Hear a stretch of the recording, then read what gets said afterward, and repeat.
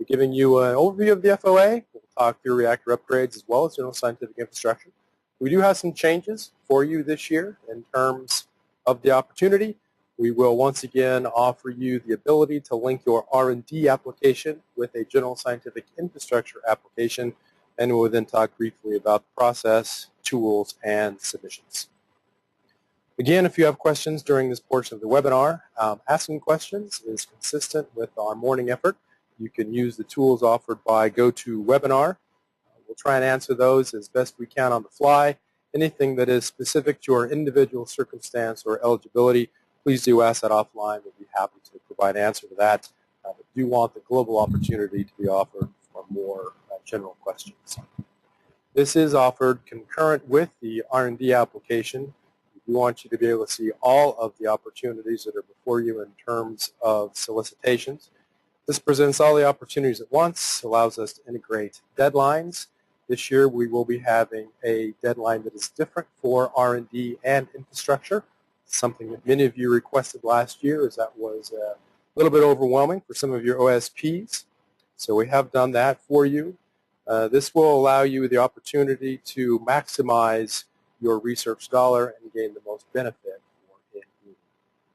This year, the funding mechanisms, they will be grants, the same as last year. Those will be issued out of the DOE Idaho Operations Office. It's Aaron Gravel who will be coordinating that effort. He is here with us, and should you have questions in that regard, he's available to answer them. If you're a national laboratory and you submit and are selected for funding, you'll receive those funds through a work authorization, and that will be managed by the Idaho Operations Office. In this FOA, we have reactor upgrade opportunities. That combines both major and minor opportunities. That's consistent with what we did last year, and we have the general scientific infrastructure, and that will be open to universities and national laboratories, although those funds come from different programs. NAUP for the universities and the need cross-cut for national laboratories. Major change this year, you will not be submitting your application to grants.gov. We did hear your voice, we received your feedback. We're fully enabled the NAUP website to receive those applications. However, the FOA itself will be housed at grants.gov, but you will make application to NAUP.gov. So that is a change in terms of where you'll be making applications to. Here's some important dates. We anticipate that we will release the FOA this coming Monday on the 18th, and your applications for both sections of the FOA, reactor upgrades and general scientific infrastructure, will be February 2nd, 2015. We have the two areas, the combination of major and minor reactor upgrades, and then the second area is general scientific infrastructure support. That's open to national laboratories as well as universities.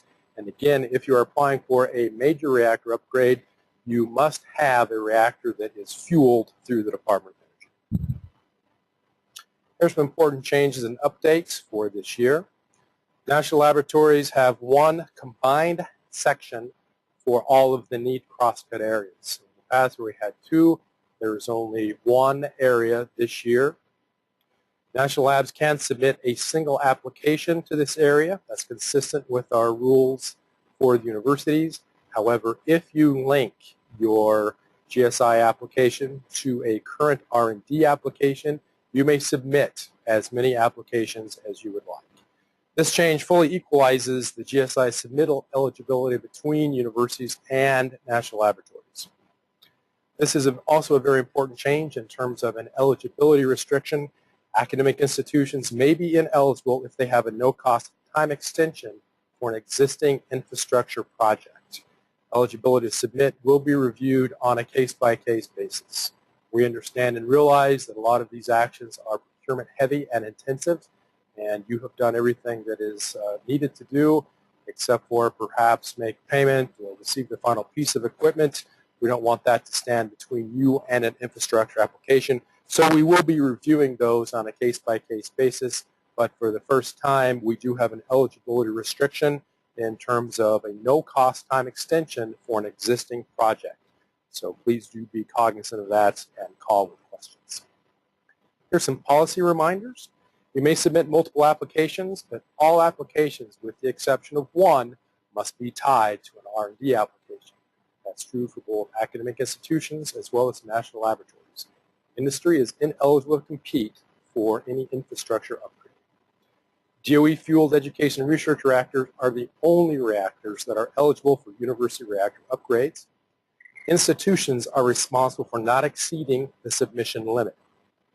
Universities have a one-to-one cost match requirement for any project in excess of $250,000. What this means is that if you are requesting $300,000, you must match with $50,000 of your university money for a total value of $350,000 with a total request from the federal government of $300,000.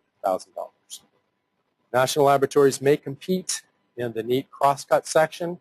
They only submit a single application unless additional applications are tied to an R&D application.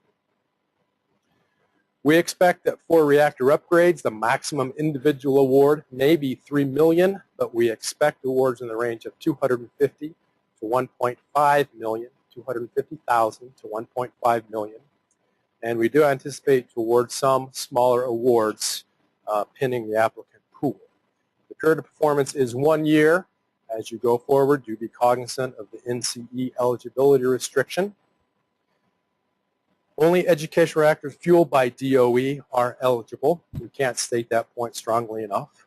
We estimate that we will have $3 million for the reactor upgrades section of the FOA.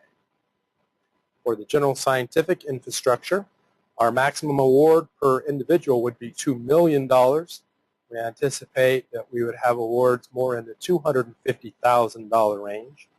Universities and national labs are eligible to submit applications. Again, one application per institution unless it's tied to an R&D application. The university Koch math is still required one-to-one after $250K, and that math would be the same as the previous example. National laboratories, again this year, may link additional applications to an R&D application. We have $2 million for university support and $1.5 million for the national laboratory pool against the NEET crosscut technology.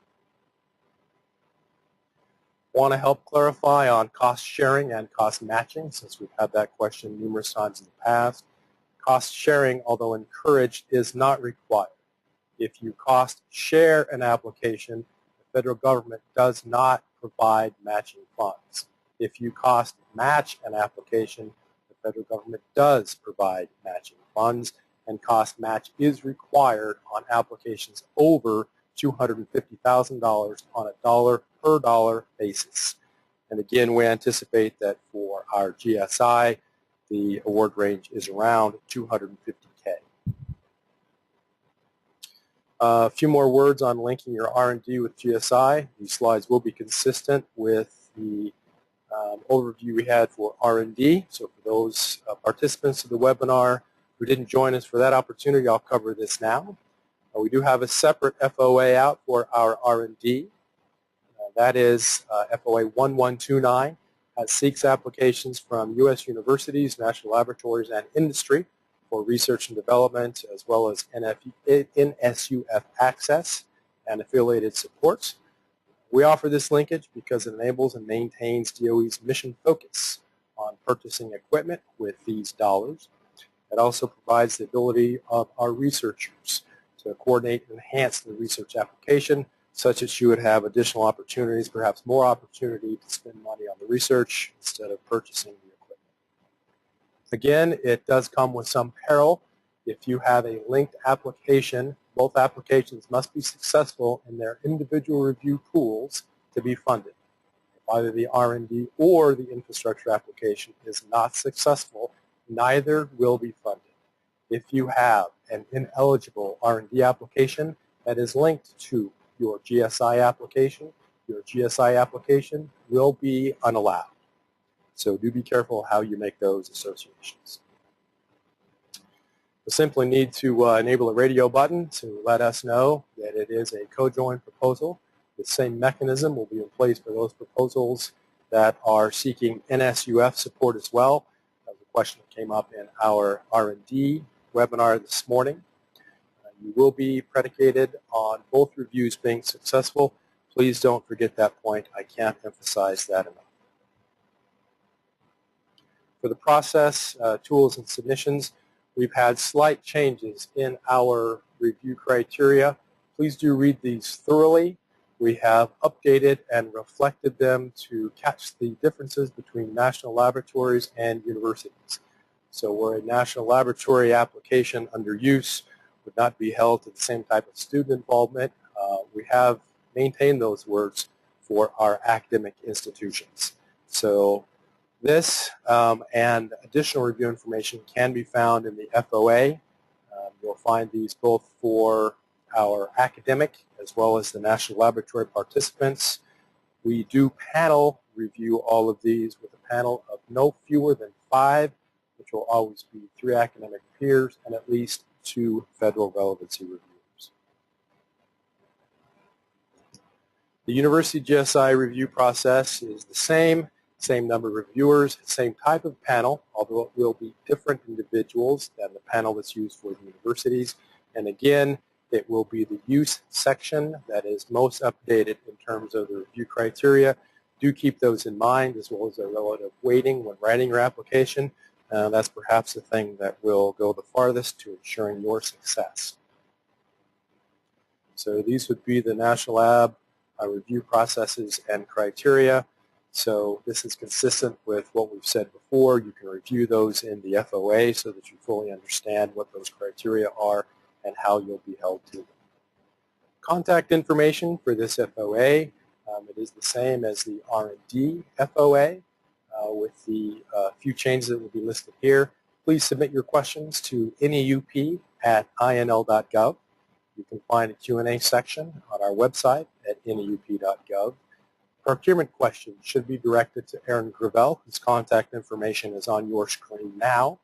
If you have questions on the application site or the submittal process, you can send us an email at neup@inl.gov, or you can phone the phone number listed, 208-526-1602, and that is Drew Thomas, who will be helping you get your proposals into the NAUP side. I'll go ahead and conclude with that and leave you with the few important dates that we have, release being August 18th and your applications being due on February 2nd, and those would be your reactor upgrade applications as well as your general scientific infrastructure. I see that we've got some questions coming in, so I'll go ahead and handle those. If we have procurement questions, I'll invite Aaron Gravel to the podium to help us with those. Looks like the first question is, can we link reactor upgrade proposals to an R&D project? We don't have a formal application mechanism where you can do that. You could certainly do that if you wish, but since there's no formal requirement to do so, I'm not quite sure what the benefit would be to you. It might be a little difficult in terms of understanding what may happen to that proposal should your R&D application be unsuccessful, since you would be affirming that to actually perform the upgrade, the R&D would be required. And I'll remind you that there are subjective factors that are applied by the selection official that could come into play. So although you could informally do it, we have no way to formally link a reactor upgrade to an R&D project, so you'll be limited to a single application per institution. However, if you wanted to, in the body of your application, make that association, that would be up to you. Second question, if the university has one ongoing GSI without no-cost extension, will the university be eligible for this year's GSI? Yes, absolutely. Eligibility would start this year and be for next year. So certainly with regards to this year's FOA, if you have a no-cost time extension, we don't look backwards, so you'll be fine.